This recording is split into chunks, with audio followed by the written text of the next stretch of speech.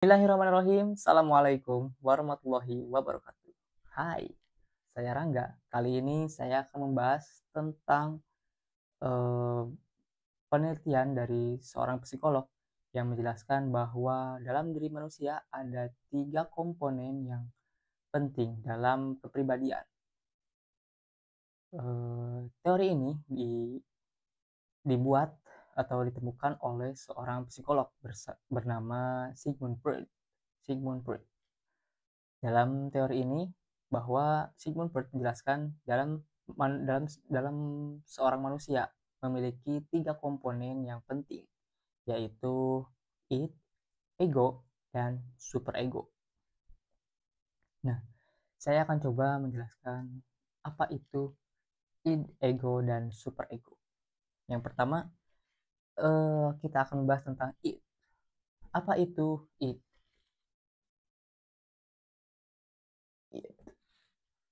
Id kurang lebih adalah rasa yang timbul akibat mekanisme dari kebutuhan tubuh. Contohnya seperti kebutuhan dalam makanan, itu adalah contoh id, makan, minum, dan lain-lain. Contoh, ketika kita ingin makan, merasakan lapar, maka id akan merespon diri kita, yaitu secara spontan bagaimana caranya untuk memenuhi rasa lapar. Maka dari itu, id bisa juga disebut sebagai nafsu.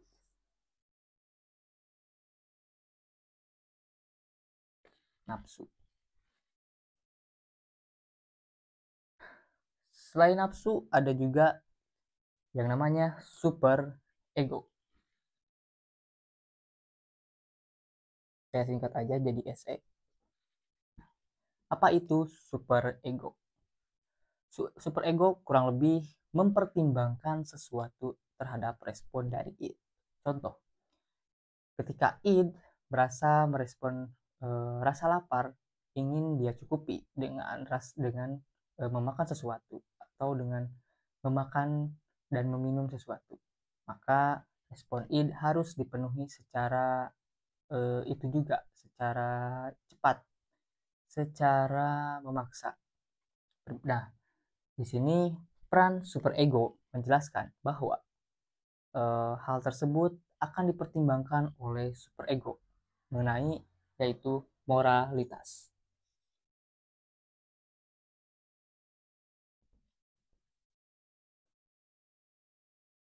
Jadi superego akan membatasi semua hal yang tidak termasuk dalam etika. Nah, untuk superego sendiri, yaitu bagaimana caranya agar mendapatkan memenuhi rasa nafsu dari id dengan cara yang eh, baik atau tidak melanggar etika dan moralitas. Jadi kurang lebih superego adalah etika. Di sini berlaku suatu norma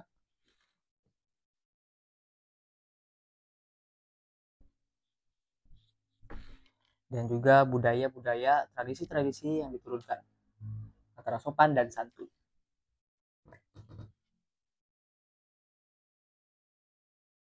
Di balik id, SE ada juga yang namanya ego.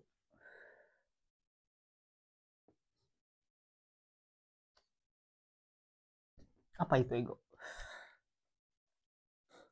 Ego adalah respon terhadap dua hal tersebut, yang artinya di ego ini adalah penyeimbang antara id dan superego.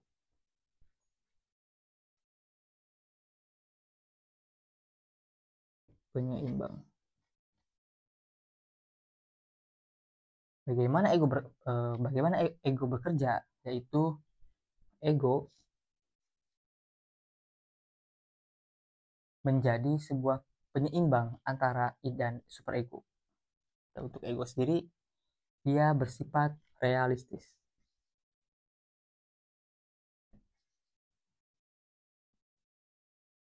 Jika saya gambarkan, Pertama, ketika kita merespon lapar, maka id harus dipenuhi secara nafsu, artinya harus segera cepat-cepat dipenuhi, karena itu berhubungan dengan yang namanya kebutuhan. Untuk superego, moralitas, maka dia akan mempertimbangkan untuk tidak menggunakan nafsu sebagai respon terhadap sesuatu.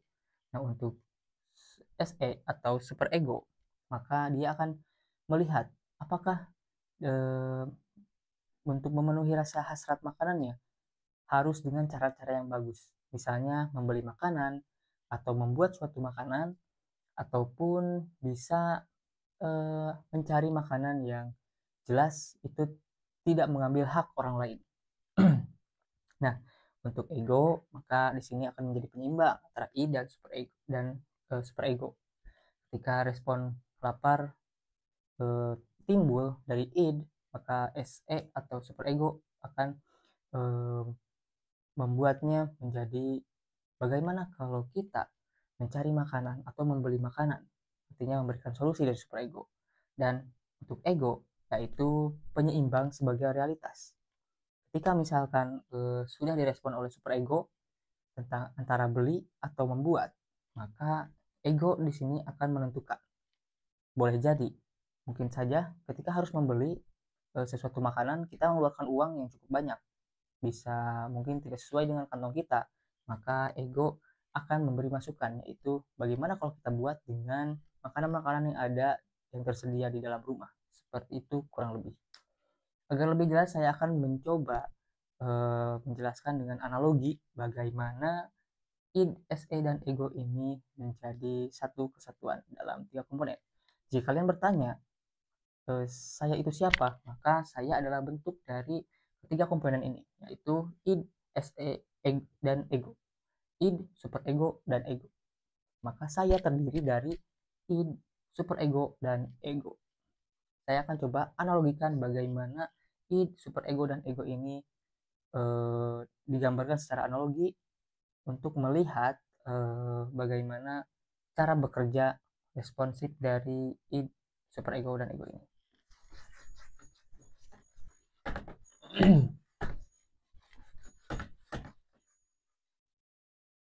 Saya akan membuat yang pertama perahu.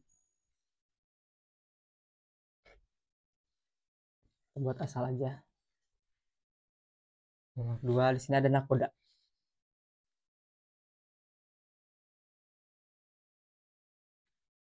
Dan juga ada lautan. Lautan yang luas. Nah, jika lautan ini adalah ego, mohon maaf, maksudnya id, nafsu, maka perahu ini adalah sebuah superego, moralitas.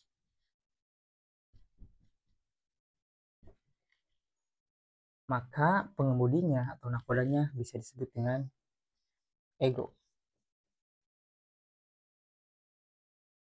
realitas. Saya akan membuat storytelling bagaimana responsif ini bekerja. Contoh, ketika seseorang berlayar di lautan yang luas, maka id itu sifatnya luas, nafsu itu sifatnya luas, maka id akan membawa kita antara ke medan yang bisa dikatakan terjang, atau ke tempat yang penuh badai, ataupun ke tempat yang justru banyak ikannya, atau ke tujuan kita menjadi ke pelabuhan. Nah, untuk menentukan itu, maka SE akan merespon, moralitas akan merespon. Ketika id boleh jadi menunjukkan ke suatu tempat, misal ke barat, dan di barat boleh jadi di sana terdapat badai, maka barat, ke barat misal ya, ke barat. Dan moralitas memberi masukan, jangan ke barat.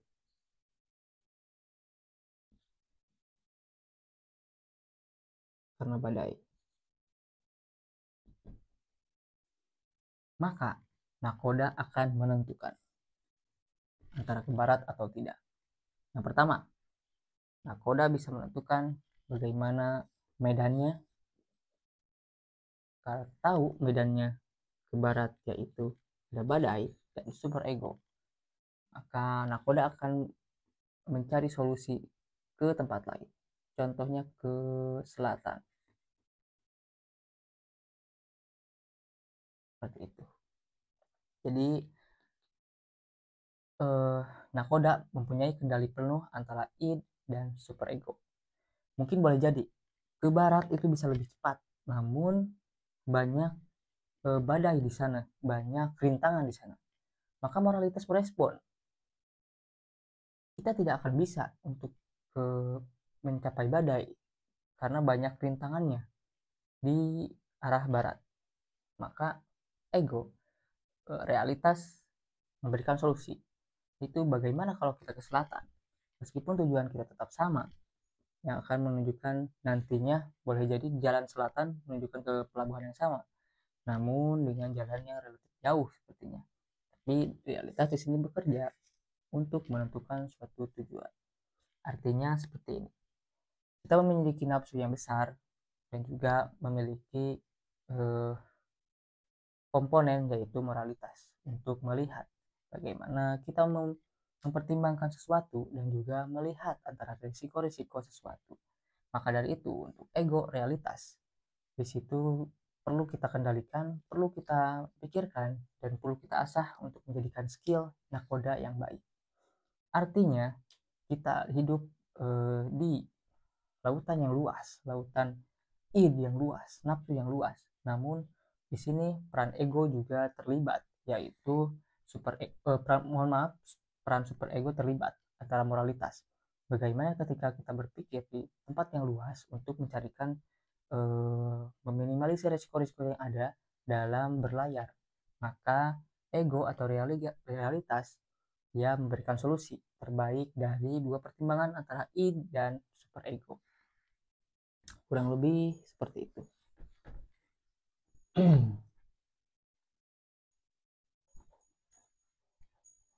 Kesimpulannya berarti ketika kita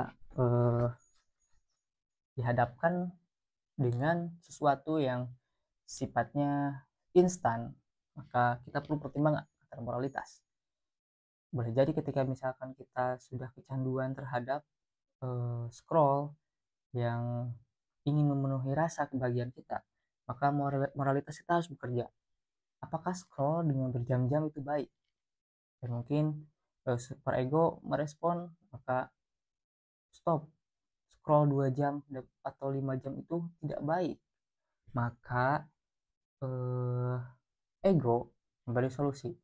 Bagaimana ketika kita scroll tapi bisa bermanfaat, yaitu misalkan dengan membuat konten-konten yang bermanfaat.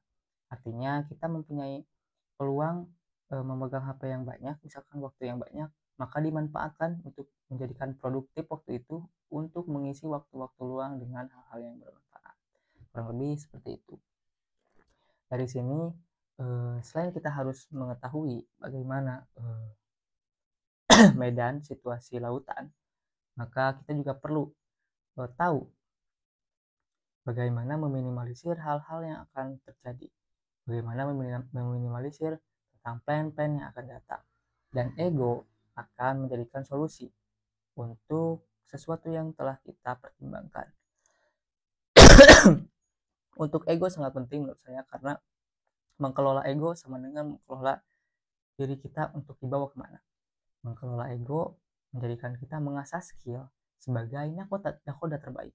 Nakoda terbaik yaitu banyak melewati rintangan-rintangan dari lautan yang bukan hanya sekedar lautan yang tenang, tapi lautan yang terjal. Artinya dia memiliki kontrol, mengetahui arah mata angin, mengetahui jadwal-jadwal dari siklus yang ada terhadap iklim, dan juga mengetahui kapasitas dari seorang eh, bukan seorang, mohon maaf, kapasitas dari perahunya, kapasitas dari bagaimana cara perahunya melewati sesuatu rintangan. Maka kecerdasan anak muda ini sangat diperlukan ketika berlayar. Kurang lebih seperti itu.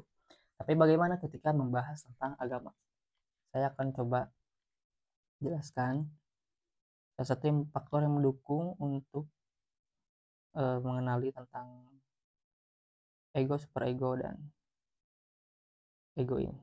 Id, ego, dan superego.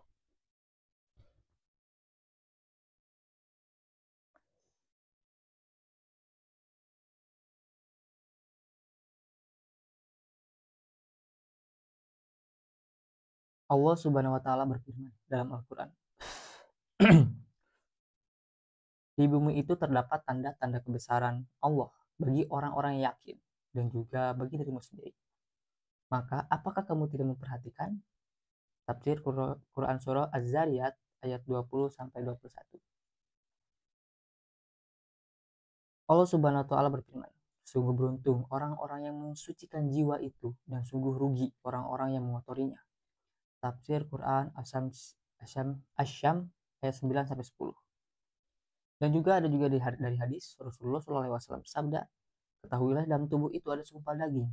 Jika ia baik, maka baiklah seluruh tubuh. Jika ia rusak, maka rusaklah seluruh tubuh.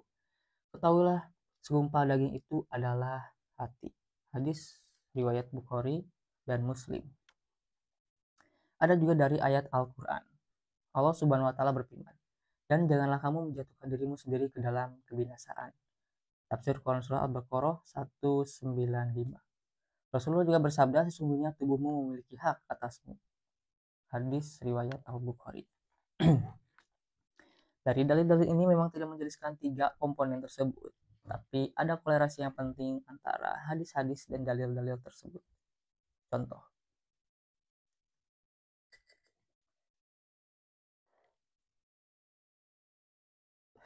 dari surat Az-Zariyat, bagi orang yang yakin dan juga dirimu sendiri.